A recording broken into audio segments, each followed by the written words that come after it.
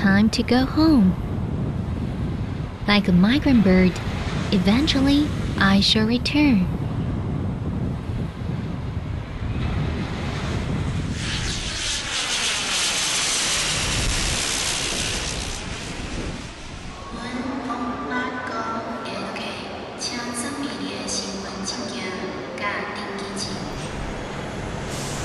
Years have passed, and now I'm back, only to find myself a bit anxious. On the bus, the elders are chatting joyously while I'm listening quietly.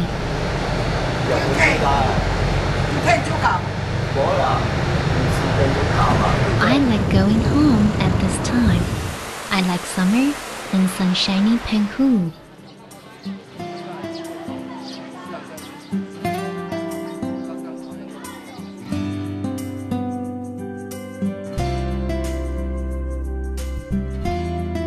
Mom never prayed herself for a single blessing.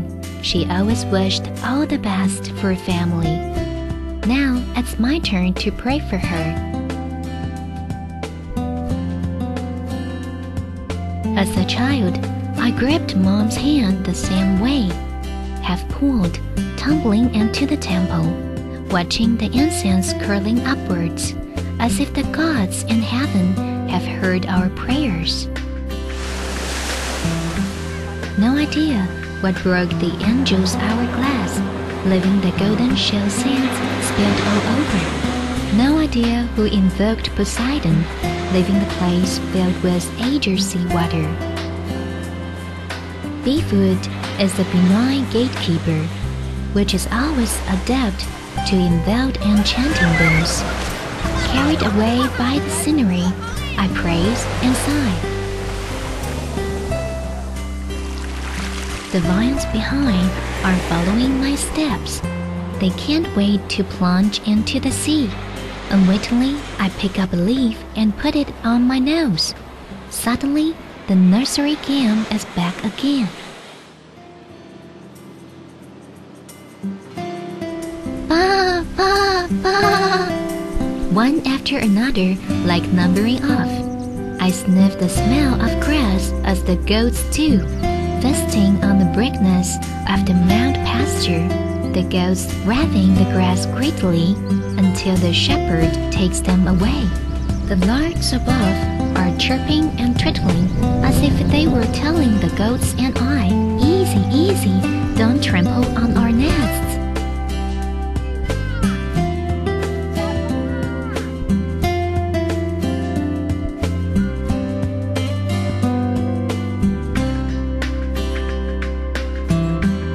Fried rice noodles, loofahs, simple yet dainty, and a bowl of tasty fish soup. Mom's homely dishes always please my belly and warm my heart. Still, I stick to my plan, a homeland tour. Mother often says, nausea is never the welfare of Penghu folks. Living off the mercy of nature reveals exactly how people live in Penghu. Each household leads a life of half farmer and half fisherman, walking in this seemingly tranquil alley. You will be surprised that in quiet corners, loofahs are sprouting, and peanut plants are cropping up everywhere, and earth nuts are also struggling to show up. A familiar scent greets the nostrils. It's the incense the granny is trysting next door. I coax her into teaching me the tips. She is roused to laughter by my clumsiness. Okay, Granny, I'll stop messing up.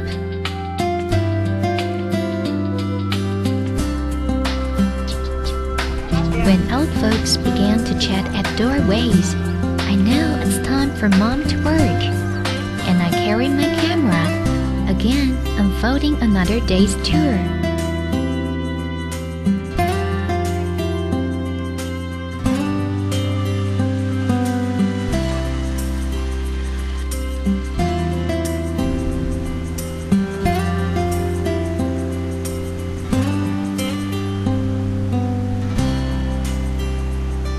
Are smiling at the sun.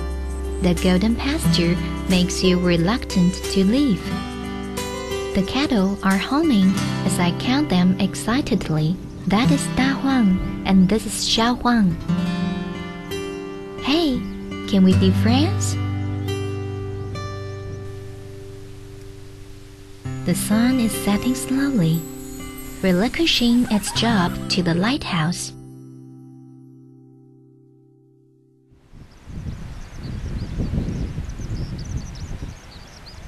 The hem of the fairy skirt is lost, and then lifted above the surface of the sea. Looking afar from the island, basaltic spectacles from pans and inkstones, which are a feast to the eyes. Yanbei Islet resembles a huge overturned shell, surrounded by aquarium-like seas. Rich fishing grounds attract fishermen to show off their skills.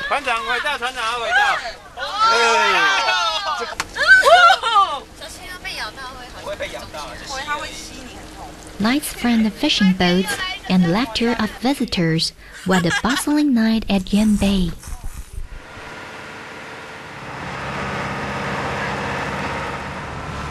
Get aboard the ferry, I'll go home with the children. The Petite Dachang Isle has only 2 streets. Residents get along with the sea from childhood.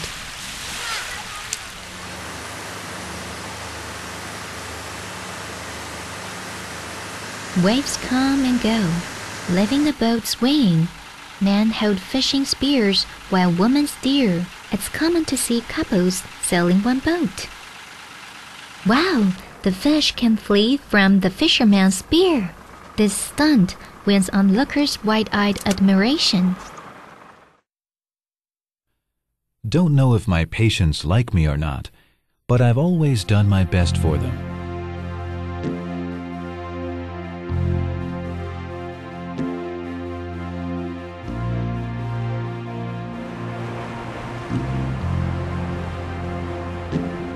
In my routine, I like to go to Dongxiyuping.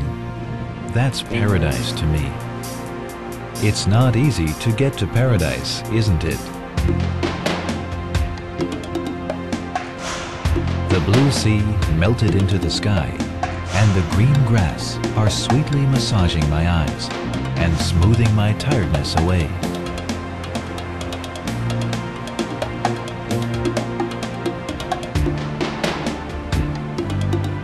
No regular commuting ferries, no clamorous visitors, only cottages watching the sea silently. All the upsets are left outside the island. What awaits me is a plain and kind face.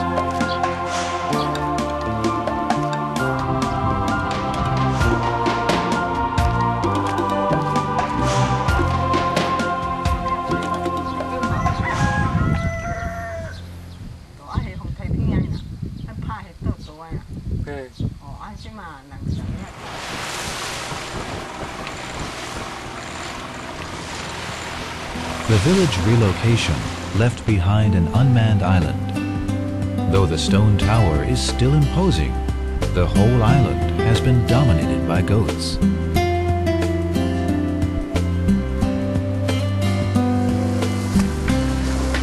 When will there be incense rising again?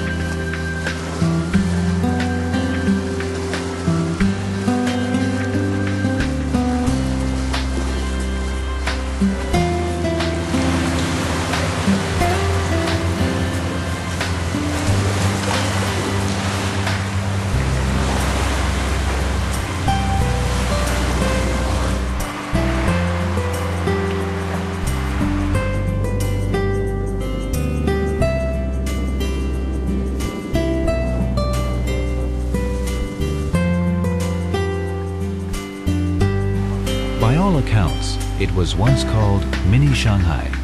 The former luxury has gone with the setting sun. Its faded past can only be recalled by comparing it to old-fashioned European buildings and listening to the stories told by old folks who remember the historical houses. It's time to visit Grandpa John again. In the yard, a low table and tabourets, along with John, are greeting me eagerly. The same day every week, he always expects me to have supper together.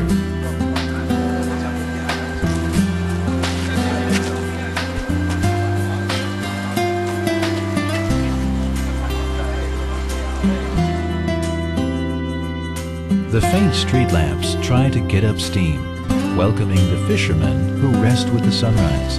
Fishing vessels return one by one, carrying the all-night endeavor. In the drowsy street, fishermen are arranging their catches skillfully. Sun-baked squids are the witnesses to the persistent vitality of the village. In the alleys, women have small talks, while in the corner lies a cat at leisure, seeming to say, "I've heard this part already." Isn't such a scene conceived in fine arts, depicting the carefree life in our dreams?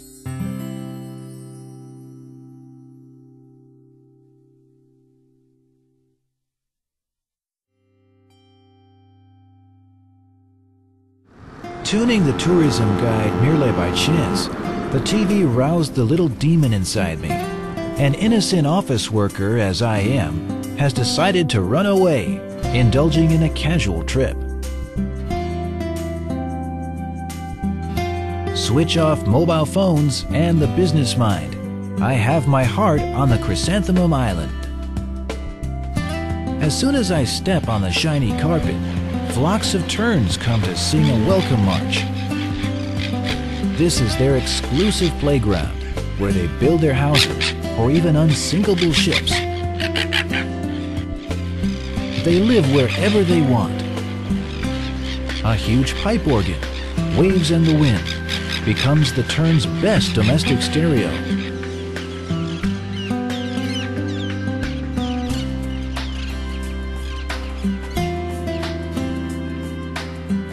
Old birds or new blood all have a place to stay. Punks or lambkins, all are welcome. At times, sing and dance.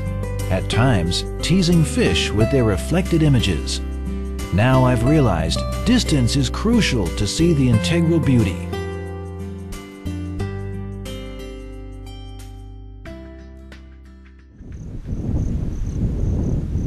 Giant's unfinished jigsaws were scattered in the sea. The overdue people tried to piece up the secret. However, except for the oysters clinging on the rock, nothing has been found. Then the folks dive into water with the attempt to find the missing piece. The seaside cottage is the luckiest islander. It has been dipped in visitors' joy. It has heard the sweet talks of the shell sand. It has also watched the sunset with the reef. Build a bonfire. With our laughter, the cottage won't be alone tonight. On the ebullient Chrysanthemum Island, there must be an alternative way to expel heat. Tasting the vermeil and mouth-watering cactus ice, I am carried away by a burst of refreshing chill. Wow, I can't think anymore. Satisfaction. It's now the only word emerging in my brain.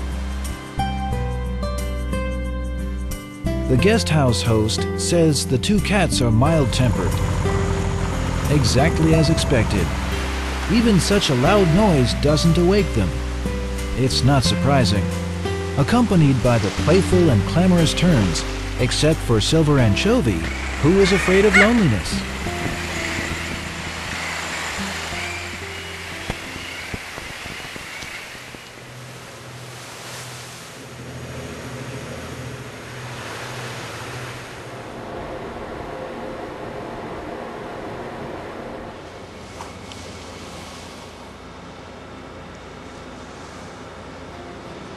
The seven beauties and their miserable legend have long been tenderly guarding this southerly isle.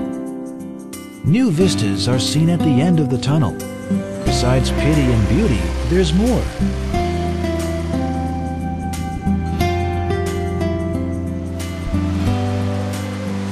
The black rock has written stories onto pages, page upon page, accumulated into a thick book. Stories have been told and retold. Some keen readers were so fascinated that they eventually were written into the book. Someday when I return, will I be found in the book?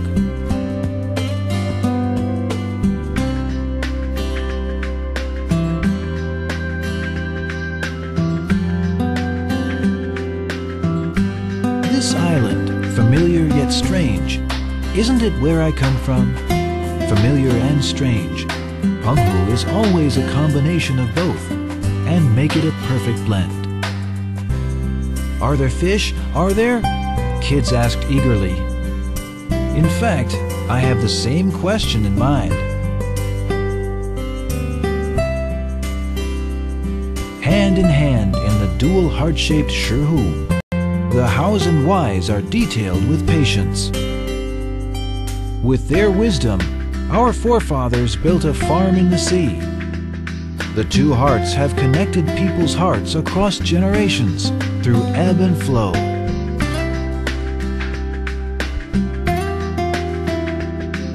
Memory plays frame by frame like a slideshow.